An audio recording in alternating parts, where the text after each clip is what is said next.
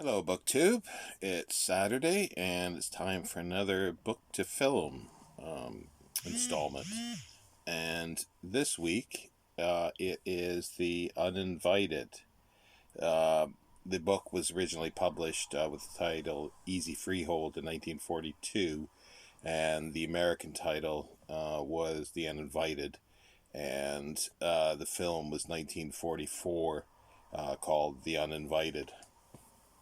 Now, as I say, the original book was called Uneasy Freehold. It was 1942 by Dorothy Macardle, and this is a 2015 reprint by um, Tramp Press, out of Ireland, but they've kept the American name for some reason, and it's set in the late 30s. It's brother and sister Roderick Fitzgerald and Pamela Fitzgerald, who live in London. He's a writer. He reviews books and he's working for a magazine. But they're looking for a house in the country.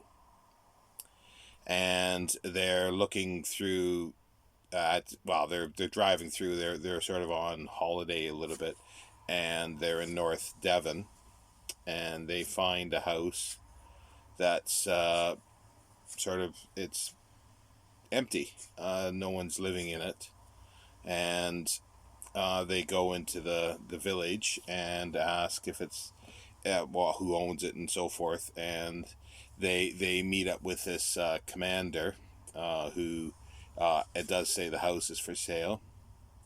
It was his house. He gave it to his daughter Mary, who married an artist called Meredith, and she died there. She fell off the cliff when his granddaughter Mary's child was uh, just a baby, basically a toddler, and he's taking care of her now. She doesn't want it sold particularly, but he does. They had rented it out at one time, and there were disturbances. But Roderick Fitzgerald and his sister don't know about this yet before they go about, they ask the price, and I think it was something like ridiculously low, something like 14 or £1,500 in the book. And he says, well, I'll give you like, 1,200, and he goes, done. And it was like, he just really lowballed it, and or even less than that, and they bought the house. And she sister stays, and he goes back to London to sort of tie things up and ship furniture off and so forth. So they get there, and they have sort of a maid, an old family retainer that's a cook and a house cleaner for them. And they settle in. He has a sort of little study and so forth for he's going to be doing book reviews and to write his great novel. But they start getting disturbances. They hear crying in the night, and it's been going on for quite a while. The cat and the cat won't go upstairs, and the cat's name is Whiskey, which I thought was a good name. So yeah, the cat, that there's something going on there, and he goes back to the commander and asks about this, and he finds out about the disturbances and the stories, and he learns about Stella, who's the granddaughter, Stella's mother and father, and she's just 20 years old, um, and he's sort of starting to fall for her because she's very pretty and vulnerable. She doesn't. She loves the house, but her grandfather forbids her for going there. But they invite her regardless, and she does go, and she's drawn to the house, very much so. She believes sort of her mother is haunting the house, and She basically almost sort of falls off the cliff, um, and but her grandfather forbids her to go. It sort of goes on. They're trying to sort of live with the disturbances, and they have sort of almost a housewarming party where there's a couple that are actors and actress from Bristol that come, and some old friends from London that stay. Um, and they sort of feel the presence and everything too. And there's this one room, which would have been the studio, the artist's studio of Stella's father, and it's like a depressive atmosphere. And they also start smelling mimosa, I think it is, a scent, and the friend from London sort of sends after they go back. He sends some pictures and photographs of the artist and the paintings and so forth. And there was another woman that he had a model called Carmel, who was Spanish. And so yeah, so and then he tells his friend about the disturbances. They want to do something and get a medium sort of to see if they can contact the other world. They don't quite get a medium, but they get the guy. His friend brings in another friend, who is interested in the occult and the other side. So, and then they bring Stella. Stella shows up again, and they try to forbid her from going there too because they think it's dangerous for her. I won't sort of spoil the ending with this at all, because there is a bit of a twist to it. Let's just say it has a more or less happy ending with everything. And yeah, it's sort of like there's no real date that's said in the book.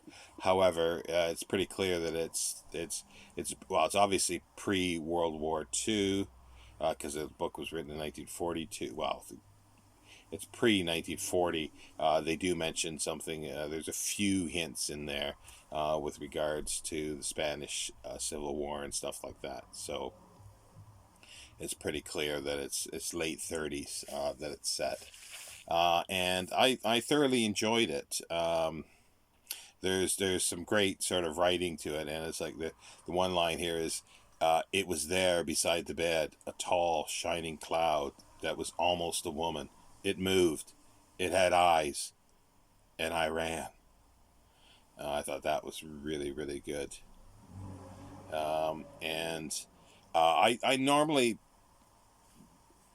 go for short ghost stories, for short stories, short story ghost stories.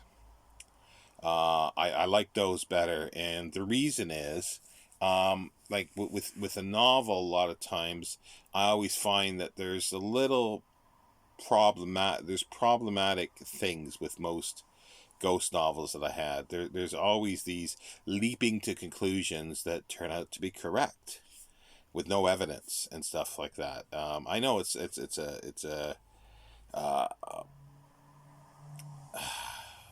it's a convention of writing, and it's in science fiction. It's in a lot of stuff, but for ghost stories, I prefer it to be the other. However, this one does a little bit of jiggery pokery, I guess, with that, and does a few things, and I actually found it extremely good and creepy at times.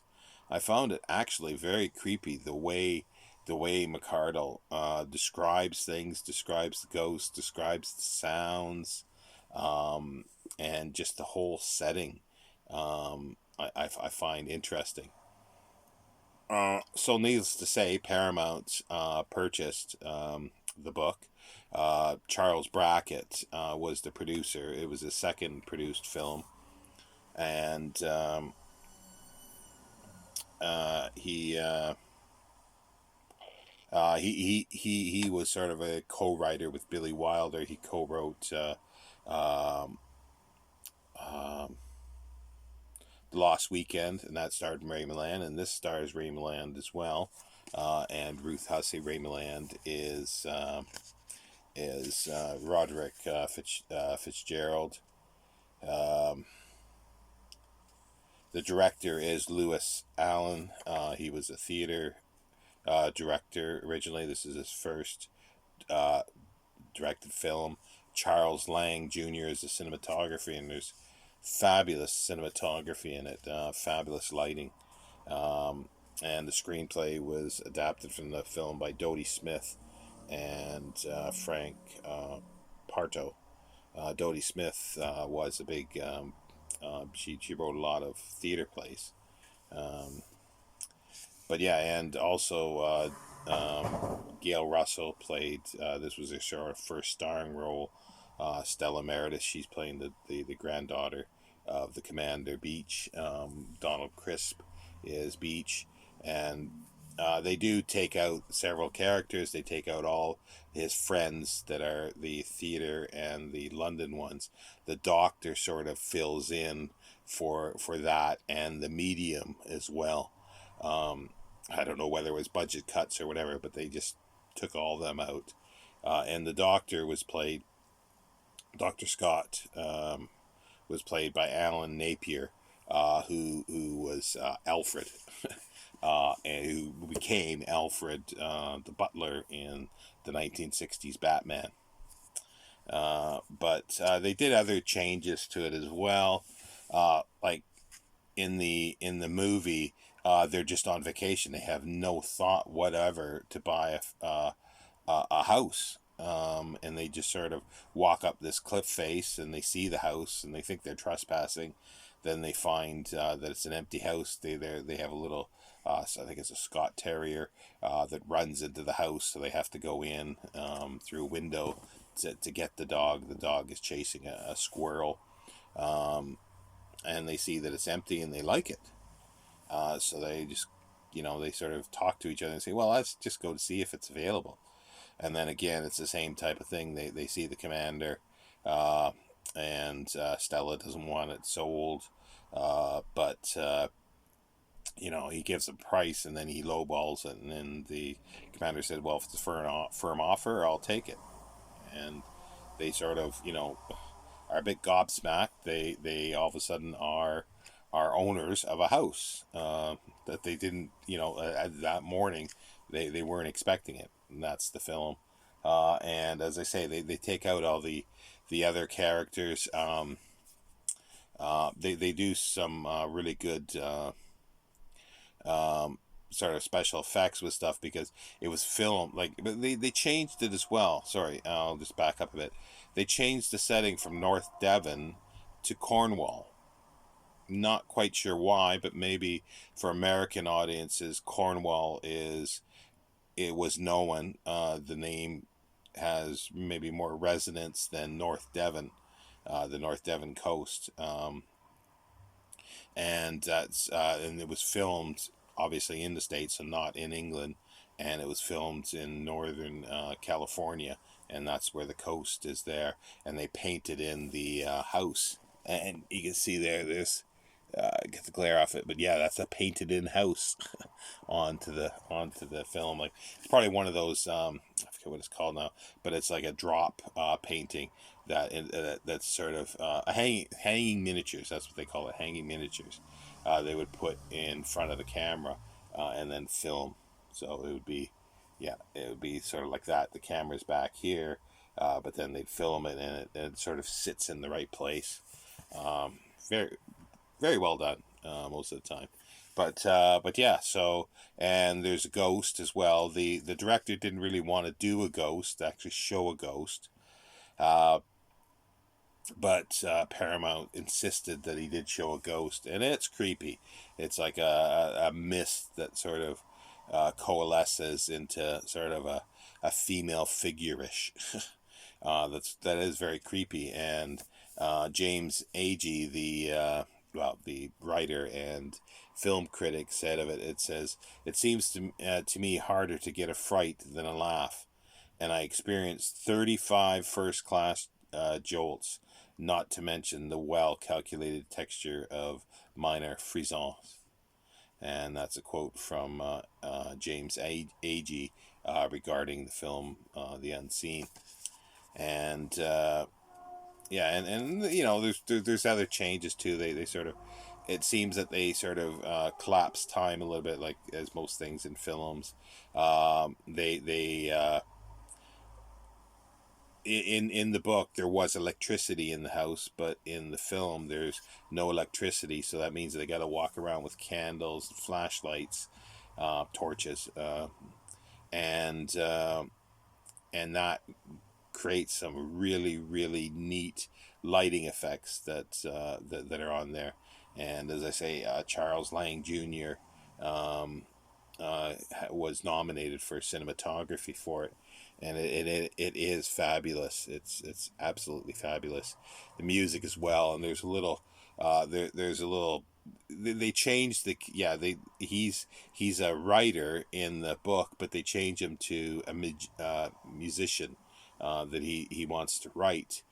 So he's at a piano. Ray Milland's character, Roderick Fitzgerald, is a musician, and he's sort of falling in love with Stella, and he writes a sonata. I think it's a sonata, and he calls it Stella by Moonlight.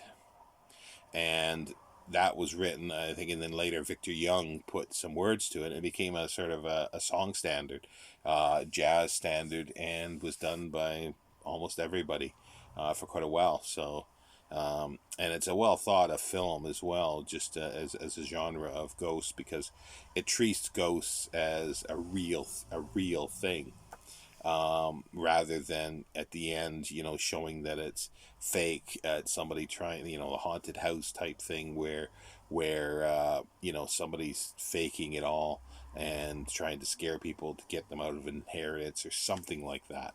Um, and That's like, and to me there's only a few, very few really good haunted house films because of that. The other ones I enjoy too, the old dark house type, and the film The Old Dark House from 32 or whatever, the James Whale, is fabulous, but it's not really horror, because to me I'm sort of old school in the horror, that horror has to have a supernatural aspect to it, um, and not just being horrific, because horrific can be many things, and like the slasher films are not horror unless there's a supernatural aspect to it. Say for instance, Dracula, supernatural, horror. Frankenstein is science fiction. The Invisible Man is science fiction, but they all class that, like the universal horrors, under all that. They may be horrific, but they're not horror in my mind. So, and there's only a few. There's quite a few actually, but there's like the Ghost of Mrs. Muir that I really liked. It's a ghost film. Um, uh, the Innocents, whether it's a ghost or not, but yeah, we'll take it as a ghost. Yeah, and there's a number of other ones that are good too, but yeah, and like Ruth Hussey, Ruth Hussey is in this. I didn't mention her. I don't think she plays Pamela, and she was a pretty big actress for the time. Most people probably remember her from the Philadelphia Story.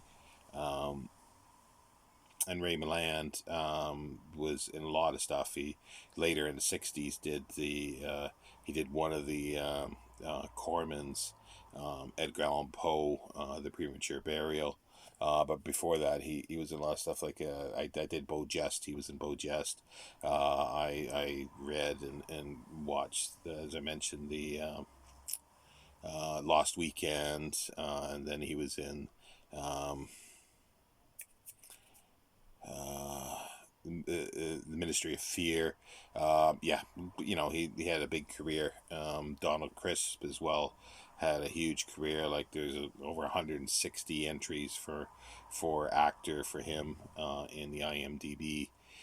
Gail Russell, though, this was, as I say, her first film. She was 19, and she was a sort of a reluctant sort of Hollywood star.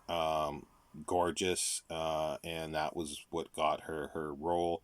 But she was always scared. She was always frightened of being in front of the camera. The director Lewis. Lewis Allen. Sorry, I have to check his name again. Lewis Allen later spoke in an interview saying that Ray Milland helped a lot with her performance, like taking her and rehearsing and rehearsing and rehearsing.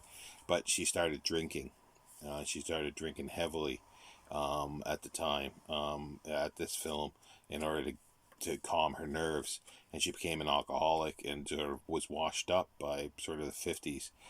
She did quite a few films, like she was in Angel and the Bad Man with John Wayne, but she died in early 60s at the age of 36, basically from alcoholism, because it's just her career didn't it just she didn't fit Hollywood, that's for sure. But yeah, it's a fabulous film. This is a Criterion edition. This is the UK Criterion, because in the last few years they've come out with a UK version of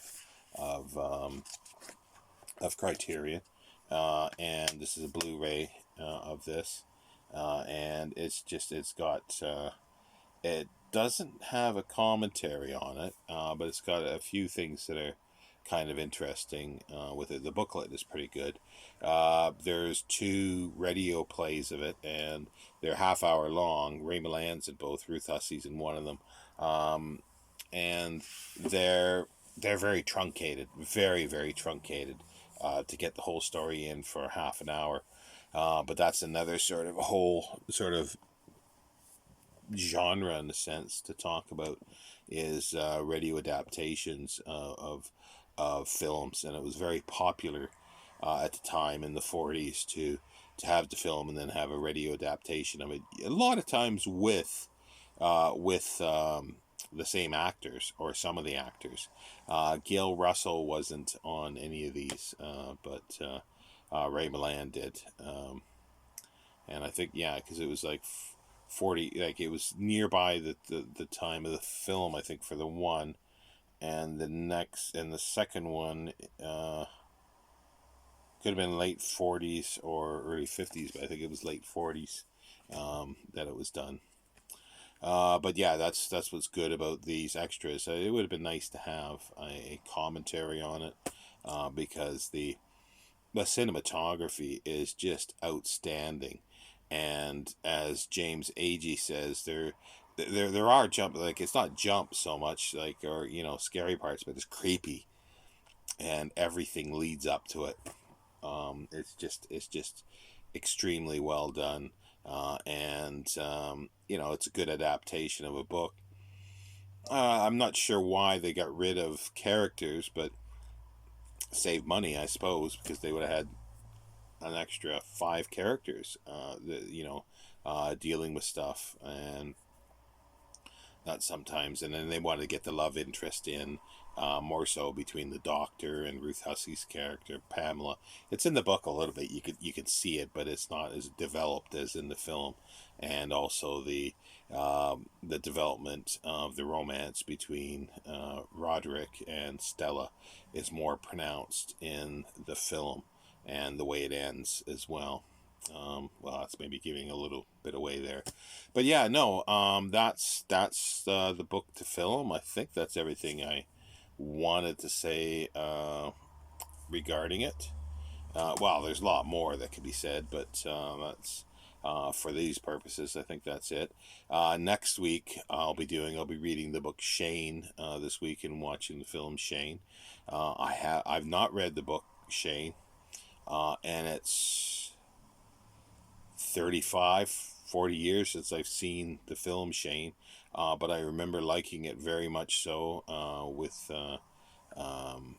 Alan Ladd, and it's Jean Arthur's last film, and I really like Jean Arthur as an actress.